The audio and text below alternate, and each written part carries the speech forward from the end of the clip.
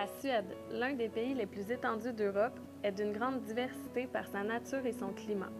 Le drapeau distinctif jaune et bleu est l'un de ses emblèmes nationaux qui reflète des siècles d'histoire partagée entre la Suède et ses voisins nordiques. Il y a un siècle, la Suède était parmi les pays les plus pauvres d'Europe. Comptant à peine 0,14% de la population mondiale, c'est un petit pays, mais aujourd'hui, c'est un leader mondial de l'innovation. La capitale, Stockholm, se déployant sur ses 14 îles, est depuis longtemps réputée pour son cadre idyllique et son riche patrimoine culturel. Aujourd'hui, elle est aussi connue comme un centre mondial du développement durable, du design dynamique, de la mode dernier cri, de l'innovation culinaire, musicale et artistique. Pour approfondir le sujet, nous avons interviewé 3 candidats qui ont eu des expériences en Suède. Le premier candidat se nomme Johan Renborn. C'est un étudiant étranger au baccalauréat en génie électrique à l'École des technologies supérieures de Montréal. Il est franco-suédois. Le deuxième candidat se nomme Éric Morissette. C'est un psychologue travaillant à Montréal. Le temps d'une année, il est allé travailler dans un petit restaurant végétarien de Gothenburg. Le troisième candidat se nomme Raphaël Awingen. Il est étudiant en médecine. Il a étudié le temps d'une session à l'Université de Lund en Suède.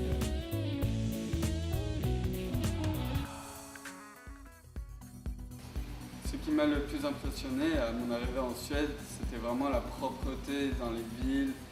Les gens sont soignés, et puis aussi l'avancement technologique, c'est-à-dire que les transports en commun sont tous hybrides, ou plein d'affaires comme ça, où on voit qu'ils sont très investis dans l'écologie. À mon arrivée, je te dirais qu'à mon arrivée à l'aéroport, c'est que j'arrivais à comprendre les pancartes et les signes. Puis quand je suis arrivé à Göteborg, c'est vraiment la gentillesse des gens. Les gens sont vraiment aimables.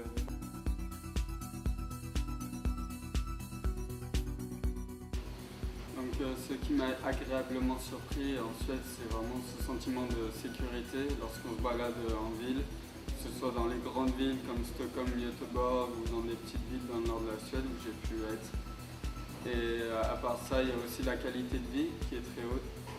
J'ai eu l'occasion de visiter plusieurs maisons, plusieurs familles, et à chaque fois tout le monde est content, et il y a vraiment, comme ils sont tous aisés, et puis ils ont tous un job qui fonctionne bien, ils gagnent bien leur vie, la famille va bien, donc une bonne qualité de vie. Je dirais les plages sur la côte ouest que j'ai vraiment aimé. Bon, nous, ici en Amérique, les plages, c'est plus des plages de sable, tandis que là-bas, c'est du granit, puis bon, c'est du roc. C'est vraiment beau, les paysages, vraiment. Assez de place, vraiment, pour le public. C'est très important pour le peuple d'avoir des chemins de cyclisme, par exemple, des parcs et des grandes places pour jouer pour les enfants et tout ça. Ça c'est vraiment, ils font beaucoup pour la vie sociale.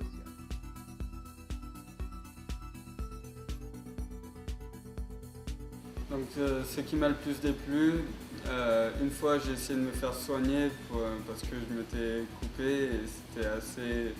ça aurait pu être grave et je n'ai pas été pris en charge parce qu'il fallait que ce soit vraiment grave pour que je puisse être pris en charge dans les urgences en Suède, et ça m'avait bien choqué ça. Sinon je trouve que la Suède est un pays très très cher, non seulement au niveau du logement où les appartements et les maisons sont plutôt chers, ou la nourriture, le transport aussi est très très cher, et les boissons aussi bien alcoolisées sont vraiment chères comparées à d'autres pays en Europe ou même ici. Mais quoique c'est le même prix ici, mais comparé aux pays en Europe, ils sont plutôt chers. Bon, une chose qui m'a énervé, c'est que les gens attendent pas que les gens sortent du tram avant de rentrer. C'est que s'ils rentrent en même temps que les gens sortent, c'est un peu chaotique. Puis ça m'énervait. On m'a dit que c'était pas spécifique aux Suédois. Ça a l'air que les Allemands font ça aussi, mais bon.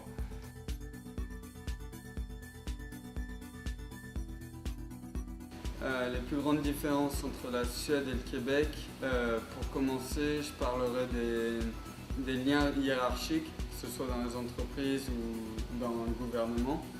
On peut voir par exemple, un petit exemple, tout le monde se tutoie là-bas. Ce qu'on dit, c'est qu'on tutoie même le roi, pour vous donner une idée. Mais aussi, il faut savoir que dans les entreprises, bien qu'il y ait un boss, les employés se sentent comme amis avec le boss, et donc, ce qui favorise l'efficacité dans l'entreprise. Les Suédois, ils sont assez... C'est difficile un petit peu.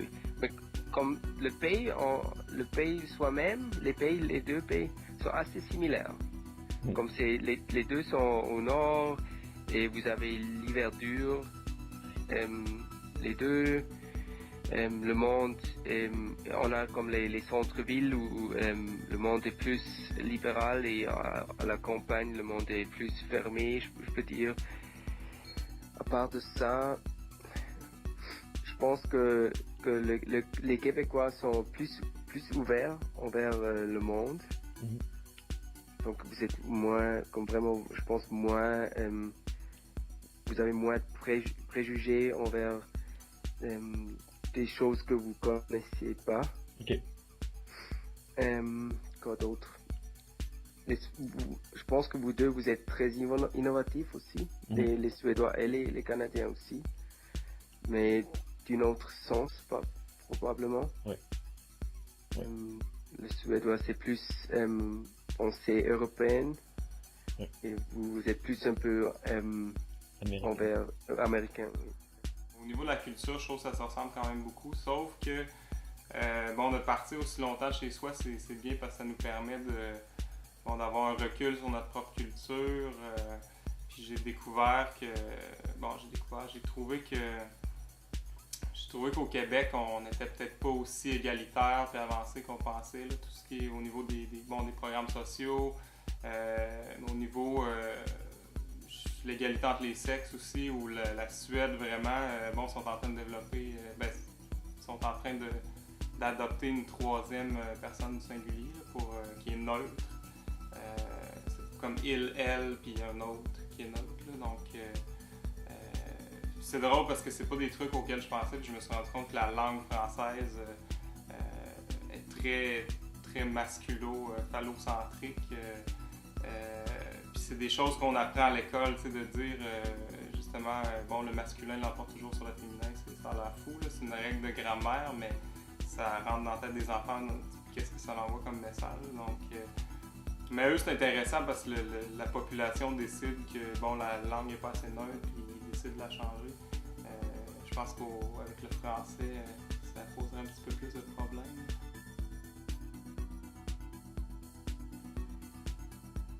Bien sûr, j'ai bien sûr entendu parler de l'innovation en Suède. Ils sont deuxième au niveau de l'indice mondial de l'innovation, juste derrière la Suisse. Donc il y a beaucoup d'innovation.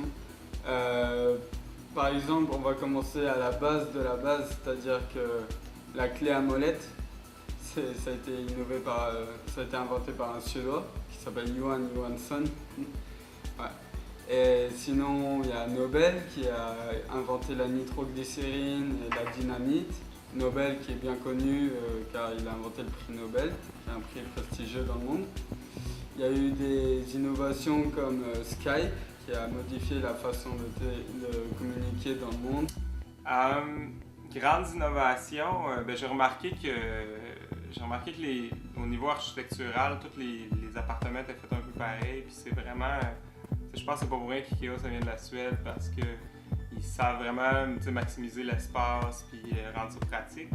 Puis comme par exemple, pour sauver de l'espace, tous les comptoirs là-bas ils ont une planche à découper qui tire du comptoir. Donc t'as pas besoin tu sauves de l'espace sur ton comptoir. Mais je sais pas si c'est une grande innovation suédoise. Mais ça m'a fait penser à IKEA. Dans le pratique puis tout ça. Sinon, au niveau du recyclage, ils sont très avancés, beaucoup plus qu'ici. Ça rend un peu les choses compliquées parce que ça prend 8 poubelles différentes. Donc, déchets communs, papier, verre transparent, verre de couleur, métal, plastique, ça fait 6. Ah oui, papier journaux, parce que papier journaux puis contenant de papier, c'est pas la même chose. 7, il en manque un, ça serait... il y en a un autre, je me rappelle pas c'est quoi. Donc ça complique un peu les choses, mais en tout cas ça parle de leur souci pour l'environnement, puis ça a l'air de fonctionner comme système. Oui, dans le temps passé, il y était seulement des paysans et tout ça, mais ils ont vraiment pris la technologie et ça a vraiment fait bien pour ce pays-là. Et la Norvège, ils sont rendus très riches à cause de l'huile. Oui. Et je pense que le Finlande est un peu moins riche. Donc, oui, mais ils ont tous vraiment des standards très très hauts. Les plus hauts en toute l'Europe.